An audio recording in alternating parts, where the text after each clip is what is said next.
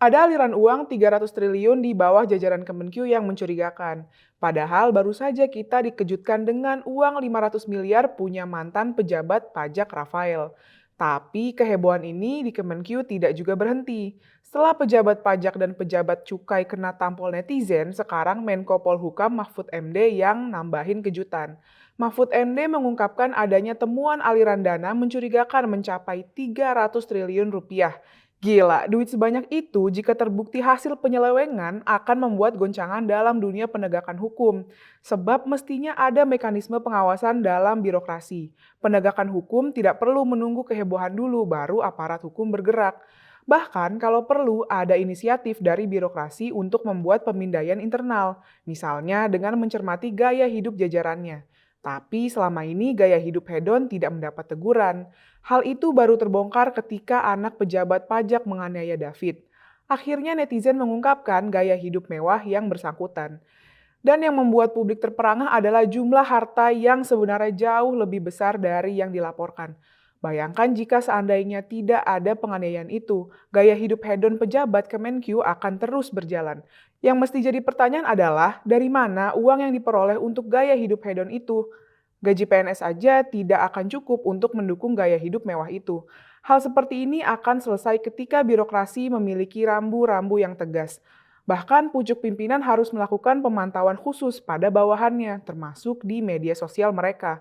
Dan ini harus berlaku untuk semua pejabat publik. Tapi sistem ini yang belum ada. Makanya para pengemplang pajak dan oknum nakal terus bisa berpesta pora. Dulu ada Gayus, sekarang ada Rafael, dan bisa jadi akan ada oknum lain lagi nanti. Karena sistem pengawasannya kurang ketat. Kemenkyu sendiri belum memberikan respons karena belum melihat laporannya. Jawabannya ini tentu normatif karena jikapun mereka sudah pegang laporannya, tidak banyak yang bisa dilakukan. Saat ini kewenangan ada di aparat penegak hukum. Tugas netizen memastikan proses hukum berjalan transparan. Jangan ada yang ditutup-tutupi, karena ini pasti berkaitan dengan orang kuat. Dalam kasus aliran dana ratusan triliun itu, Mahfud menyebut mayoritas transaksi mencurigakan itu ada di Direktorat Jenderal Pajak atau DJP dan Bea Cukai. Dua sektor basah itu memang kerap membuat publik geram. Pasalnya, dua sektor ini sering dituduh sebagai lokasi penggelapan dan pengemplangan. Jadi masuk akal jika kemudian dua sektor ini memiliki aliran dana mencurigakan paling besar. Mahfud sudah menyerahkan informasi tersebut kepada Menteri Keuangan Sri Mulyani dan PPATK. Mestinya dalam waktu dekat akan ada tindak lanjut. Informasi tersebut juga menunjukkan Mahfud mendapat kabar aliran dana mencurigakan itu dari pihak lain. Jika benar demikian, berarti ada sistem pengawasan yang memang longgar, sehingga pemberi informasi justru bukan dari aparat yang semestinya. Mahfud memastikan data yang dia sampaikan valid. Dengan kapasitas Mahfud, informasi tersebut tentu bukan asal bunyi. Pastilah datanya sangat jelas dan akurat. Sekarang kita tunggu gebrakan Bu Sri Mulyani, PPATK, dan aparat hukum.